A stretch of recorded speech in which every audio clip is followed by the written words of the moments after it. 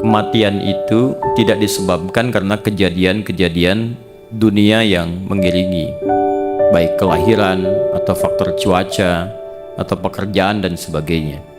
Tapi ketentuannya adalah ajal. Quran surah ke-7 ayat 34, walikulli ummatin ajal fa idza jaa ajaluhum la yastakhiruna sa'atan wa la yastaqdimun. Dan setiap orang yang beraktivitas, berkehidupan, bahkan setiap generasi di muka bumi ini ada batas waktu hidupnya. Beda umur dengan ajal ya. Kalau ajal itu batasnya sampai wafat. Kalau umur cara mengisi ajal. Umur itu dari kata amara ya'muru, artinya sesuatu yang mendatangkan kesuksesan, kebahagiaan dan keberkahan. Ya. Jadi sepanjang berkehidupan sukses, jangan tanggung nih. Sekarang siapkan rencana untuk sukses. Ya, yang kedua bermanfaat, berkah. Jadi semua apa yang kita kerjakan pandangannya mesti bermanfaat, bicara bermanfaat. Sepanjang hidup usahakan segala itu bermanfaat. Yang ketiga, dapatkan peluang kebahagiaan. Selama hidup usahakan itu disebut dengan umur sampai kita wafat. Nah, ini nggak ada kaitan dengan kelahiran atau yang lainnya. Karena itu ketika di zaman Nabi, anak Nabi SAW, ada yang mengatakan dalam riwayat Ibrahim, ya itu meninggal dunia, maka terjadi sedang gerhana tuh. Ya, alam sedang bergerak. Orang mengatakan, oh karena anak Nabi itu meninggal, alam itu bergerak, mendung ikut sedih. Ya, nutup kemudian ada gerhana. Maka Nabi langsung naik ke mimbar mengatakan, gak ada kaitan gerhana ini dengan kematian atau kehidupan seseorang. Tapi ini tanda dari Allah Subhanahu wa Ta'ala yang mengingatkan kita tentang ketakwaan, supaya kita merasa khawatir, jangan-jangan meninggal bekal belum siap.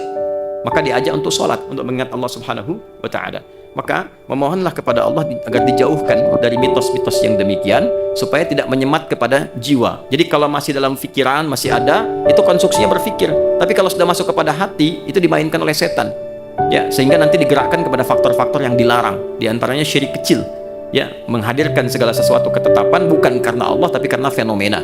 Ya, maka di antara doa-doa yang bisa kita hadirkan adalah Allahumma ya muqallibal qulub tsabbit qulubana ala dinik. Setelah itu abaikan, Bu. Kalau nggak diabaikan, setannya ikut. Nanti lain waktu kalau kesini lagi, saya akan coba bahas fikih setan. Belum pernah ada kan?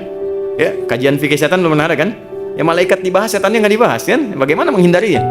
Ya, kalau Anda cuma tahu jalannya mulus, nggak tahu lubangnya, bisa terpeleset dan jatuh.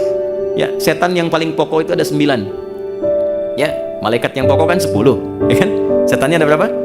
9. Di atasnya iblis, jadi 10 juga. Dan setan disebutkan 88 kali dalam Al-Quran, malaikat disebutkan 88 kali. Ya, ini di musola di masjid, ada setan masjid. Jangan dikira nggak ada setannya. Yang dikoda DKM-nya, Pak. Lihat itu. Ya, dengan yang sholat. Dan dimulai dari takbir. Jadi kalau kita biasa begini, setan belum goda.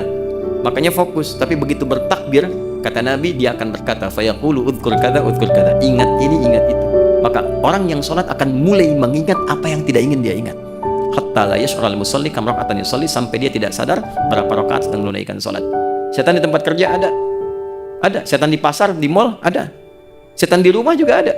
9 jenis loh. Nanti kita bahas lain waktu ya.